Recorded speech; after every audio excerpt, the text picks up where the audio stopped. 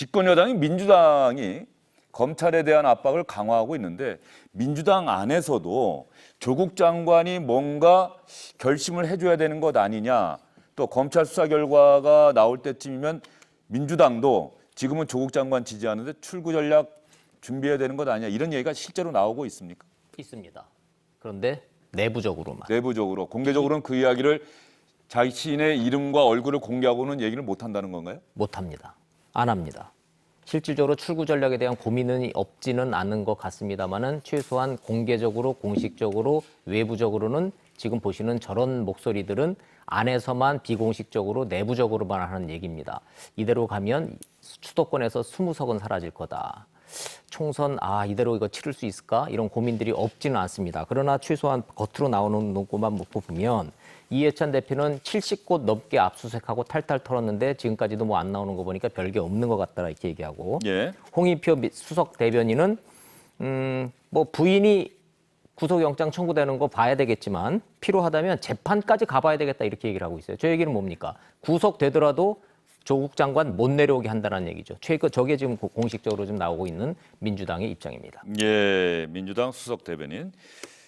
민주당 내부에서는 그런 이야기까지 나오고 있다고 합니다. 특히 부산, 울산, 경남 지역 고 노무현 전 대통령이 떨어질 걸 뻔히 알면서도 지역 감정의 벽에 도전해서 그로부터 30년 동안 간신히 일정 정도는 민주당이 부산, 울산, 경남 지역에서도 지지를 확보해 놨는데 지금 상황은 다시 30년 전으로 그대로 돌아가는 것 아니냐는 그런 우려의 목소리가 현지에서 나오고 있다. 이해찬 대표가 오늘 낮에 부산, 울산, 경남 지역 민주당 의원들과 점심 식사를 같이 했다고 하는데 이 자리에서 또 어떤 이야기가 나왔는지 취재가 된다면 내일 이 시간에 여러분께 자세히 전해드리도록 하겠습니다.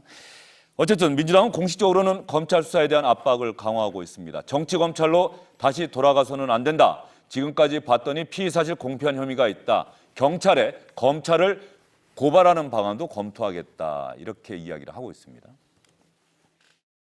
국민은 지난 촛불혁명을 통해서 견제받지 않는 권력, 검찰의 개혁을 열망한 바 있다는 점을 상기시켜드립니다.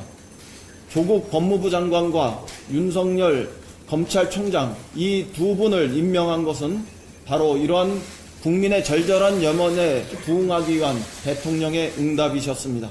윤석열 시대의 검찰은 어떠한 경우에도 검찰의 정치로 복귀해서는 절대로 안 됩니다. 검찰 조직을 위한 검찰이 아니라 오직 국민의 검찰이 되길 바랍니다. 모든 국민이 검찰 수사 결과를 두 눈 부릅뜨고 지켜보고 있다는 이 사실을 명심하시기 바랍니다. 이정원 원내대표가 정치 검찰, 검찰의 정치로 돌아가는 일이 있어서는 안 된다라고 강조를 했는데 오늘 재미있는 일이 혹시 밑그림이 준비가 되는지 모르겠는데 이인영 원내대표가 원내대책회의를 주재하기 위해서 회의장에 들어오고 자리에 앉기 전에 말이죠. 갑자기 앞을 향해서 고개를 숙여서 인사하는 장면이 있습니다. 자, 보십시오. 보셨죠, 시청자 여러분? 현장 취재 기자들에게 물어봤어요. 이인영 원내대표가 늘 저러느냐. 그러는데 그동안 못 봤던 것 같다고 합니다. 그래서 이인영 원내대표가 왜 저 인사를 오늘 했을까? 뭐 이걸 놓고서 또 기자들끼리 이런저런 해석을 한다는 얘기가 있는데 저것이 국민에 대한 인사다. 그동안은 뭐 안 했습니다만 원래는 또 하는 게 맞는 것 아니냐 그러는데 이인영 원내대표의 저 인사에 담긴 속뜻 어떻게 보세요?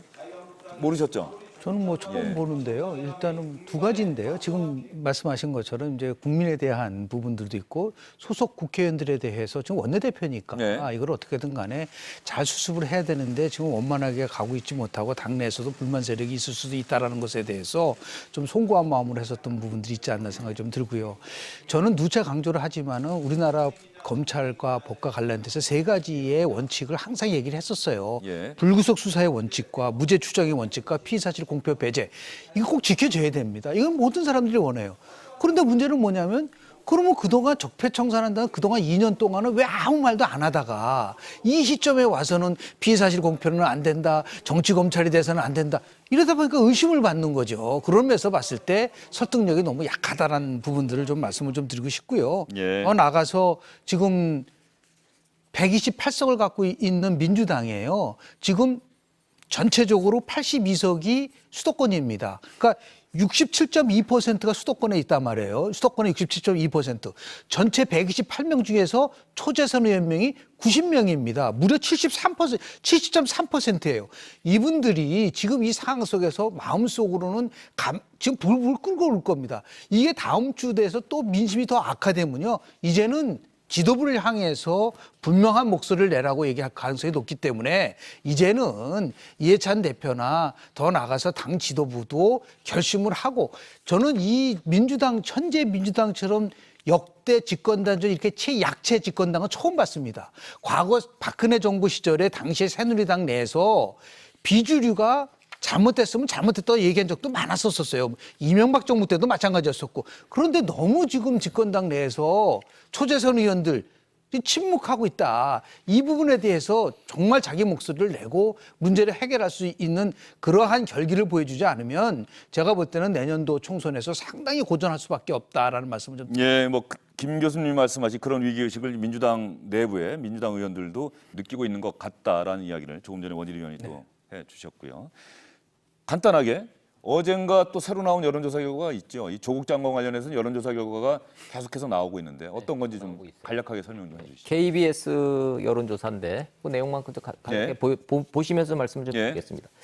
질문은 어떻게 따라서 다르긴 합니다만 어쨌든 조국 장관의 검찰개혁 수행 어떻게 생각하느냐. 잘할 것 같다. 45%, 잘 못할 것 같다.